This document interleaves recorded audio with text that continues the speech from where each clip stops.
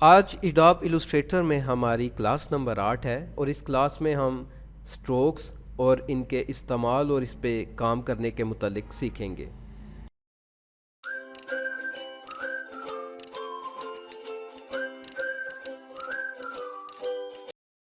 इब्तदा है रब अज़ीम के बाबरकत नाम से जो दिलों के बेत बखूबी जानता है। देखती आंखों सुनते कानों को शकील अंजुम का सलाम। आप देख रहे हैं हमारा YouTube channel learn with Anjum, your online learning source. अगर आपने अभी तक हमारा यूट्यूब चैनल सब्सक्राइब नहीं किया तो उसे सब्सक्राइब कर लें, साथ ही बेल की आइकन को क्लिक करके ऑल की ऑप्शन पर क्लिक कर दें ताकि आने वाली हर नई वीडियो का नोटिफिकेशन आपको मिलता रहे। तो हमारे पास ये एक ऑलरेडी डॉक्यूमेंट मौजूद है जिसमें स्ट्रोक्स पे हमने काम किया है। मैं नई फ़ाइल ले लेता हूँ क्योंकि ये हमारा क्लास का लेक्चर था और मैं चाह रहा हूँ कि हम शुरू से इसको सीखें कि स्ट्रोक्स क्या चीज़ हैं और इन पे हम कैसे काम करेंगे। जब हमारी एडोब इलस्ट्रेटर की क्लासेस का आगाज़ हुआ था तो गालबन दूसरी क्लास में हमने नो सिलेक्शन प्रॉपर्टी बार पढ़ी थी और उसमें हमने स्ट्रोक को एक हल्का सा टच दिया था और तब मैंने आपको बताया था कि हम डिटेल में इसके बारे में सीखेंगे। अगर आपने स्ट्रोक को देखना हो तो यहाँ पर आपको स्ट्रोक्स का ये एक पूरा पैनल नज़र आता है। अगर यहाँ मौजूद ना हो तो फिर आपके पास ये यहाँ पर मौजूद है। यहाँ पर आप क्लिक करें तो ये अगर ना पूरा ओपन हुआ हो तो क्लिक करें, यहाँ से आप दोबारा क्लिक करेंगे तो ये आपके पास पूरे का पूरा पैनल स्ट्रोक्स का खुल आएगा। ये मैं दोबारा क्लिक करता हूँ और ये तो अगर दोनों जगह पे आपको नहीं नज़र आता तो आप विंडो में जाएं और ये हमारे पास स्ट्रोक्स, इसकी शॉर्टकट की है कंट्रोल F10 यहाँ पर मौजूद है। यहाँ से आप इसको ऑन कर सकते हैं। स्ट्रोक को समझने के लिए हम दो चीज़ों से मदद लेंगे, एक हम अपने लाइन के ज़रिए से सीखेंगे और दूसरा हम रेक्टेंगल टूल्स के ज़रिए से। अगर मैं यहाँ पर विदाउट फिलिंग, मैं यहाँ से फिल ख़त्म कर देता हूँ, एक रेक्टेंगल ड्रा करता हूँ तो कुछ वो इस तरह से ड्रा होगी। हम जूम कर लेते हैं और यहाँ पर हम देख सकते हैं कि ये इसका जो स्ट्रोक का हमारे पास साइज़ है या वेट जिसको कहते हैं वो 1 है। मैं इसको 4 कर देता हूँ ताकि हम इसको अंडरस्टैंड कर सकें। आप 8 भी कर सकते हैं जैसे ये है। तो इसको अगर मैं पकड़ के यहाँ से आगे पीछे मूव करूँ तो ये नहीं हो रहा। वजह ये कि इसके अंदर हमारी फिलिंग नहीं है। मैं इसको यहाँ स्ट्रोक से पकड़ के पास इसके से तो आल्ट और फिर शिफ्ट प्रेस कर लेते हैं हम साथ में ताकि बिल्कुल वो इसके स्ट्रेट इक्वल यहाँ पे आ जाए। इसके अंदर हम फिलिंग कर देते हैं, यहाँ से थोड़ा लाइट कलर में मैं कर देता हूँ। अब अगर मैं इसको कहीं से भी पकड़ के मूव करता हूँ तो ये इजीली मूव हो जाएगा। उसके बाद हम स्ट्रोक्स को समझने के लिए हम देखेंगे, ये हमारी लाइन कैप्स हैं, इनको हम बाद में देखते हैं। हम कॉर्नर्स पे बात करें तो कॉर्नर ये हैं, कोना जो होता है। तो ये सिंपली हम देखें तो कॉर्नर में ये जो फिलिंग है इसको मीटर फिलिंग कहा गया हुआ है, जिसमें हमारे ये कॉर्नर आपको यहाँ पर भी नज़र आ रहा है। सेकंड जो है उस पर हम अप्लाई करते हैं। मैं इसकी शिफ्ट प्रेस करके एक और कॉपी ले लेता हूँ और फिर मैं दोबारा से आल्ट शिफ्ट प्रेस करके, ठहर जाए मैं जूम आउट कर लूँ थोड़ा सा इसको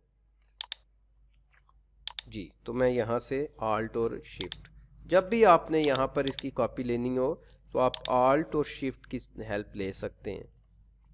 तो मैं जूम दोबारा से करता हूँ ताकि आपको वाज़ेह तौर पे नज़र आए। तो ये जो फर्स्ट है स्ट्रोक में हम जाएं तो ये हमारा मीटर जो है, मीटर ज्वाइन है वो है।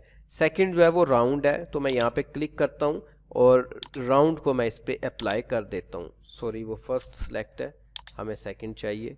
स्ट्रोक और ये हमारा राउंड हो गया। तो देखें ये कॉर्नर, अक्सर ये शेप्स आपको इस्तेमाल नज़र आती हैं, बड़ा डिसेंट सा ये लगता है। ये फर्स्ट भी साथ में सेलेक्ट था, इसे हमने मीटर ही रखना है ताकि डिफरेंस हमें पता चलता रहे। थर्ड पे मैं आता हूँ और ये यहाँ से थोड़ा सा तिरछा कट जाएगा।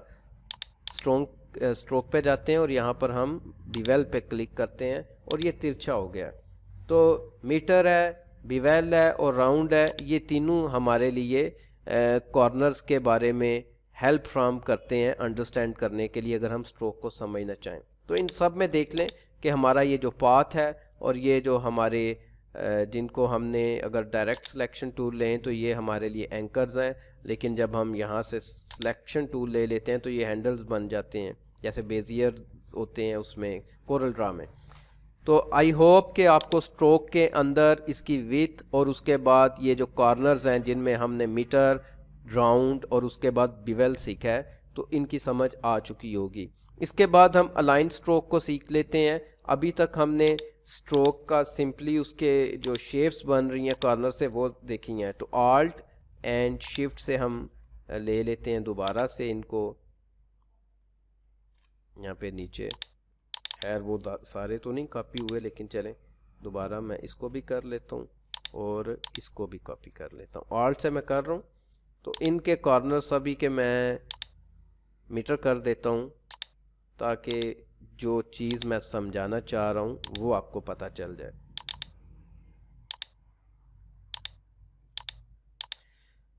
तो यहाँ पर अब तक तो स्ट्रोक पे हमने काम किया। अब ये इनको मैंने इक्वल कर लिया सारे कॉर्नर्स इनके। तो अब हमने देखना है ये जो बीच में हमारा ये पाथ आ रहा है, ये जो पाथ है इसके इर्द गिर्द हम इसको अलाइन करेंगे। इसमें भी और इसमें भी मौजूदा सूरत हाल में आप देख रहे हैं कि ये पाथ है और इसके ऊपर और नीचे, या अगर यहाँ पर हम आएँ तो दाएं और बाएं, मतलब इसके साइडों पे हमारा स्ट्रोक है और हमारा पाथ जो है वो सेंटर में है। हम सेकंड पे जाएंगे और यहाँ पर हम तब्दीली करेंगे और हम हमारा जो स्ट्रोक है उसको इस पाथ के इनसाइड ले जाते हैं। तो ये शेप आपको थोड़ी छोटी नज़र आ रही है, हालांकि पाथ सेम है, सिर्फ स्ट्रोक अंदर की तरफ अप्लाई हुआ है। इस थर्ड वाले में हम इसको मज़ीद इसका उल्ट करेंगे कि हम स्ट्रोक को जो है वो बाहर ले जाएंगे। हमारा स्ट्रोक, हमारी जो पाथ है इसके बाहर है, हमारे पाथ के अंदर की जानिब है स्ट्रोक और यहाँ पे हमारे पाथ के दोनों जानिब है। तो ये इसकी अलाइनमेंट है। उसके बाद हम ये सीखेंगे यहाँ से, इसके साथ ही हम ये सीख लेते हैं डैशेस को, क्योंकि ये इससे मिलती जुलती चीज़ है। एक्सपर्ट्स ने ज़ाहिर डिज़ाइन की है, लेकिन उन्होंने इन चीज़ों को मिक्स अप कैसे कर दी है। मेरे जैसा बंदा हो तो हम इनको जो है वो इन ऑप्शंस को सबको एक जगह पे रखें। ये जो हैं ये डैशेस और ये वो, इनको अलहदा से रखें, और ये कैप और ये जो हेड्स वगैरह लाइन के, इनको हम इकट्ठे रखें। लेकिन उन्होंने अपने हिसाब से, एक्सपर्ट्स ने ठीक किया होगा। हम देखते हैं कि हमारे जो डैशेस हैं, मैं यहाँ पे क्लिक करता हूँ तो ये डैशेस आ गई हैं और यहाँ पर हमने गैप 2 रखा हुआ है और 3 पॉइंट के हिसाब से हमने इनको रखा हुआ है डैशेस को। तो मैं इसको अगर 0 कर देता हूँ स्पेस को, तो ये कुछ इस तरह से बन जाएगा। तो मैं दोबारा स्ट्रोक पे जाता हूँ, यहाँ से हम इसको 6 करते हैं,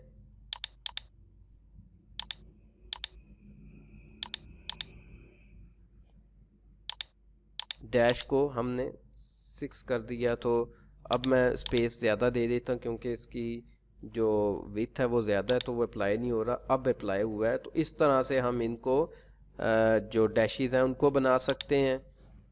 इसको मैं 3 कर देता हूँ, तो ये ज़्यादा डैशेस आपको नज़र आ रही हैं। तो ऐसे ही आप डैशेस और गैप देते जाएंगे तो इसके अंदर उस हिसाब से डिज़ाइनिंग में तब्दीली आती जाएगी। ये शेप आ गई इसकी। तो ये आप इस पे काम करके आप इसके बिहेवियर को अंडरस्टैंड कर सकते हैं। उसके बाद हम लाइंस ड्रा कर लेते हैं ताकि जो बाकी की हमारी रह गई हैं ऑप्शंस, हम उनको अंडरस्टैंड कर लें। मैं एक यहाँ से डैशेस ख़त्म कर देंगे क्योंकि ये लाइन है और हमने अब लाइन को अंडरस्टैंड करना है। विथ इसकी हमने 8 ही रखी हुई है, जिसको वेट कहा गया है यहाँ पे। तो मैं आल्ट प्रेस करके, शिफ्ट प्रेस करके एक, इसी तरह फिर एक और हम ड्रा कर लेंगे, इसी तरह हम एक और ड्रा कर लेते हैं।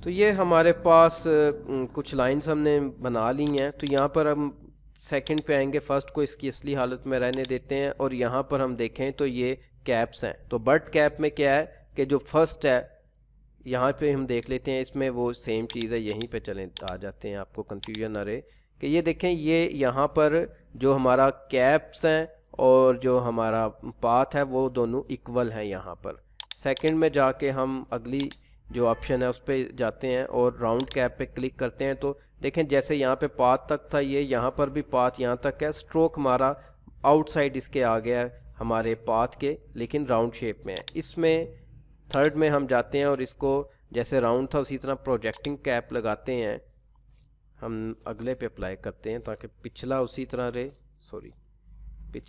रहे, आपको डिफरेंस पता चलता रहे। तो यहाँ पे आके मैं प्रोजेक्टिंग को अप्लाई करता हूँ। तो पाथ तीनों में सेम है, लेकिन इसमें राउंड होके हमारा स्ट्रोक बाहर आ गया और इसमें कॉर्नर्स के साथ ही बाहर आ गया। उसके बाद हम थर्ड पे आते हैं और यहाँ पे जाते हैं स्ट्रोक पे, और यहाँ पर हम देखते हैं इनके हेड्स और टेल्स। तो मैं इसका एरो का ये हेड बना देता हूँ और ये इसकी मैं टेल बना देता हूँ, जैसे ये वाली ले लेते हैं। तो अब इनकी ये जो हेड और टेल है बहुत बड़ी है, तो हमें इतनी बड़ी नहीं चाहिए। मैं हेड को भी 25 कर देता हूँ, इतना स्मॉल हो गया, और इसी तरह मैं इसकी टेल को भी स्मॉल कर देता हूँ, यहाँ से 25 कर देता हूँ। आप जितनी आपकी रिक्वायरमेंट है उतना आपने करना है। तो ये हमारे पास हमारा एक एरो बन के आ गया है। तो इसी एरो को मैं नीचे कॉपी कर लेता हूँ, आल्ट प्रेस करता हूँ और नीचे ले आते हैं हम। तो आखिरी जो चीज़ इसमें समझने वाली है वो ये कि अलाइन, अगर मैं यहाँ से इसको यहाँ पे टिप से बाहर ले जाता हूँ तो ये देखें, ये इन दोनों में पाथ, ये जो ब्लू लाइन आपको नज़र आ रही सेम है, लेकिन यहाँ पे स्ट्रोक आउटसाइड पे अप्लाई हो गया है और यहाँ पे इसके इक्वल था। पाथ सेम है, स्ट्रोक के कम या ज़्यादा करने से, इन आउट करने से हमारे जो एरो है उसकी शेप चेंज हो गई है। और उसके बाद आखिरी हमारे पास जो चीज़ है वो प्रोफाइल्स हैं हमारे जो स्ट्रोक हैं उसके। जैसे ये हमारे पास है, इसको अप्लाई करें तो ये इस तरह से हमारी जिगजैग शेप बन जाएगी, इसी तरह ये हमारी शेप बन जाएगी। तो ये मुख्तलिफ शेप्स हैं, आप इनको अप्लाई करके मुख्तलिफ प्रोफाइल्स अप्लाई करके अपने स्ट्रोक पे तो इसका बिहेवियर देख सकते हैं। तो इस तरह से हमारी आज की स्ट्रोक की ये क्लास पूरी हुई।